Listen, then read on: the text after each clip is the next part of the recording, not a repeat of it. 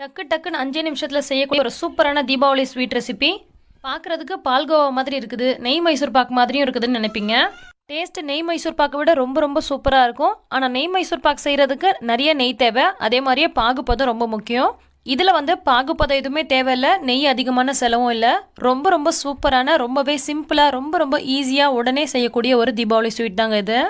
கம்மியான பொருளை கொண்டு குறைஞ்ச செலவில் நிறைய ஸ்வீட் செய்யலாம். எப்படி செய்கிறதுன்னு பார்க்கலாம். இப்போ ஒரு பேன் அடுப்பில் வச்சுட்டு 1/2 கப் அளவுக்கு நெய் ஊற்றிக்கலாம். 1/4 கப் அளவு சேர்த்தா கூட போதும். நான் இன்றைக்கி 1/2 கப் அளவுக்கு நெய் சேர்த்துருக்கேன். நெய் லைட்டாக உருகி வந்ததும் இதில் 1 கப் அளவுக்கு கடலை மாவு சேர்த்துக்கலாம். கடலை மாவை அப்படியே சேர்த்துடாமல் ஒரு முறை ஜலிச்சு விட்டு சேர்த்துக்கோங்க, அப்போ கெட்டிகள் இல்லாமல் ரொம்பவே நல்லாயிருக்கும். இப்போ இந்த மாதிரி நெய்யோட நல்லா கலந்து விட்டுறலாம். இந்த ரெசிபிக்கு சர்க்கரை பாகு எதுவுமே நம்ம காய்ச்ச தேவையில்லைங்க, அப்படியே சர்க்கரையை பவுடர் பண்ணி சேர்க்க போகிறோம். ஸோ நமக்கு சர்க்கரை பாகுப்பதம் அப்படின்றது தான் பெரிய விஷயமா இருக்கும். இதில் அந்த பாகுப்பதமே தேவை கிடையாது. 1/4 கப் அல்லது 1/2 கப் அளவுக்கு நெய் சேர்த்துட்டு, நெய் லைட்டாக உருகி வந்ததும் 1 கப் அளவுக்கு கடலை மாவு சேர்த்துட்டு இந்த மாதிரி மிதமான தீயில வச்சு கலந்துட்டே இருந்தீங்கன்னா ஓரளவுக்கு லைட்டாக கெட்டியாகி வரும். நான் 1/2 கப் அளவுக்கு நெய் சேர்த்துருக்கேன், நீங்கள் 1/4 கப் அளவுக்கு நெய் சேர்த்தா கூட போதும். கண்டிப்பாக ஹை ஃப்ளேமில் வச்சு பண்ணக்கூடாது, மிதமான தீயில வச்சு இதை நல்லா கலந்து விட்டே இருக்கும் போது தான் இதோட பச்சை வாசம்லாம் போயிட்டு நல்லா சாப்பிட்றதுக்கு ரொம்ப ரொம்ப சூப்பராக இருக்கும். கடலை மாவு நெய்யோட நல்லா மிக்ஸ் ஆகி மெல்ட் ஆகி மறுபடியும் லைட்டாக கெட்டியாகி வந்துருச்சு. இந்த சமயத்தில் நம்ம 1/2 கப் அளவுக்கு பொடிச்ச சர்க்கரை சேர்த்துக்கலாம். சர்க்கரை பவுடர் பண்ணதுக்கப்புறம் 1/2 கப் அளவுக்கு சேர்த்துக்கோங்க, அப்போ உங்களுக்கு இனிப்பு சுவை சரியாக இருக்கும். ஒருவேளை பத்தலைன்னா இன்னும் கொஞ்சம் கூட சேர்த்துக்கலாம். இப்போ இது எல்லாத்தையும் நல்லா மிக்ஸ் பண்ணி விட்டாச்சு. பொடிச்ச சர்க்கரை சேர்த்ததுக்கப்புறமா இந்த மாதிரி கொஞ்சம் கெட்டியான மாதிரி தான் இருக்கும், ஒன்றும் பிரச்சனை இல்லை. இந்த மாதிரி நல்லா கலந்து விட்டுட்டு இப்போ இது கூட 1/2 டீஸ்பூன் அளவுக்கு ஏலக்காய் பொடி சேர்த்துக்கலாம். கூடவே 1/2 கப் அளவுக்கு பால் சேர்த்துக்கலாம். நல்ல கெட்டியான பாலாக சேர்த்துக்கோங்க.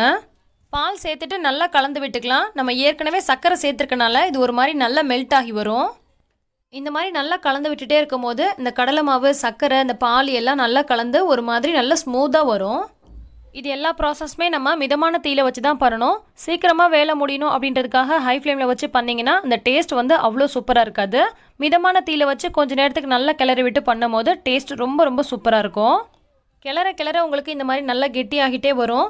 கைவிடாமல் கலந்து விட்டுட்டே இருக்கணும் அப்படின்ற அவசியம் கிடையாது, ஆனால் அடிக்கடி கலந்து விட்டுட்டே இருங்க. இதை நீங்கள் செஞ்சு சாப்பிட்டு பார்த்தீங்கன்னா இவ்வளோ சூப்பரான ஒரு ஸ்வீட்டை இவ்வளோ சிம்பிளாக செய்ய முடியுமா அப்படின்னு சொல்லி நீங்களே ஆச்சரியப்படுவீங்க. ஏன்னா இதில் அதிகப்படியான எந்த செலவும் கிடையாது, நிறைய எண்ணெயும் சேர்க்க தேவையில்லை. அதே மாதிரி ரொம்ப ரொம்ப குறைவான பொருட்கள் தான், ஆனால் ரொம்ப ரொம்ப டேஸ்ட்டாக இருக்கும். இப்போ ஓரளவுக்கு நல்லா கெட்டியாகி வந்துருச்சு. இப்போ நான் ஒரு கப்பில் பட்டர் பேப்பரில் கொஞ்சமாக நெய் தடவி வச்சுருக்கேன், அதில் இதை அப்படியே மாற்றிக்கலாம். ஓரளவுக்கு மிதமான சூட்டில் வந்ததுக்கப்புறம் மாற்றிக்கோங்க. கண்ணாடி கப்போ அல்லது சில்வர் பாத்திரமாவோ இருந்துச்சுன்னா சூடாக இருக்கும் போதே மாற்றிக்கலாம். ஒருவேளை பிளாஸ்டிக் பாத்திரத்தில் மாற்றுறீங்க அப்படின்னா ஓரளவுக்கு லைட்டாக சூடு ஆறுனதுக்கப்புறமா மாற்றிக்கோங்க. இப்போ இந்த மாதிரி சேர்த்துட்டு ஒரு முறை நல்லா டேப் பண்ணி விட்டுக்கலாம். இதை நம்ம அப்படியே ஒரு 1/2 மணி நேரத்துக்கு ஃப்ரிட்ஜில் வைக்க போகிறோம்.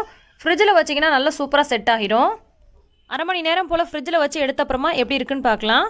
பாருங்கள், ரொம்ப ரொம்ப சூப்பராக நல்லா கெட்டியாகி வந்திருக்கு. இதை அப்படியே நம்ம ஒரு பிளேட்டில் கவுத்து விட்டுறலாம். மேலே லைட்டாக அந்த மாதிரி தட்டினோன்னா நமக்கு அது கீழே இறங்கி வந்துடும். நம்ம உள்ளே வச்சுருக்க பட்டர் பேப்பர் அந்த பாக்ஸோடவே ஒட்டியிருக்கு. இப்போ பாக்ஸை வெளியில் எடுத்துடலாம். பாருங்கள், அவ்வளோ சூப்பராக வந்திருக்கு. இதை அப்படியே ஸ்லைஸ் போட்டோம்னா அவ்வளோ சாஃப்டாக உள்ளே இறங்குது. பார்க்க அப்படியே நெய் மைசூர் பாக்கு மாதிரியே இருக்குது. டேஸ்ட்டும் பார்த்தீங்கன்னா அந்த பால்கோவாவும் நெய் மைசூர் பாக்கும் சேர்ந்தா எப்படி இருக்குமோ அந்த மாதிரி ஒரு சூப்பர் டேஸ்ட்டில் இருக்குது. ஆனால் செலவு ரொம்பவே கம்மி. இதுவே நம்ம நெய் மைசூர் பாக்கு செய்யணும் அப்படின்னு சொன்னால் ரொம்பவே செலவாகும். ஸோ கண்டிப்பாக நீங்கள் இந்த மாதிரி செஞ்சு பார்த்துட்டு எப்படி வந்துச்சுன்னு எனக்கு கமெண்ட் பண்ணுங்கள். அப்படியே வாயில் வச்சதும் மெல்ட் ஆகக்கூடிய அளவுக்கு அவ்வளோ சாஃப்டாக ஸ்மூத்தாக இருந்துச்சு. நான் கட் பண்ணி வெளியில் கொண்டு வந்தோடனே ஆளுக்கு ஒன்றா எடுத்துக்கிட்டாங்க. ஸோ ரொம்ப டேஸ்ட்டான, ரொம்பவே சிம்பிளாக செய்யக்கூடிய இந்த தீபாவளி ஸ்வீட் உங்களுக்கு ரொம்பவே பிடிச்சிருக்கும்னு நினைக்கிறேன். பிடிச்சிருந்தா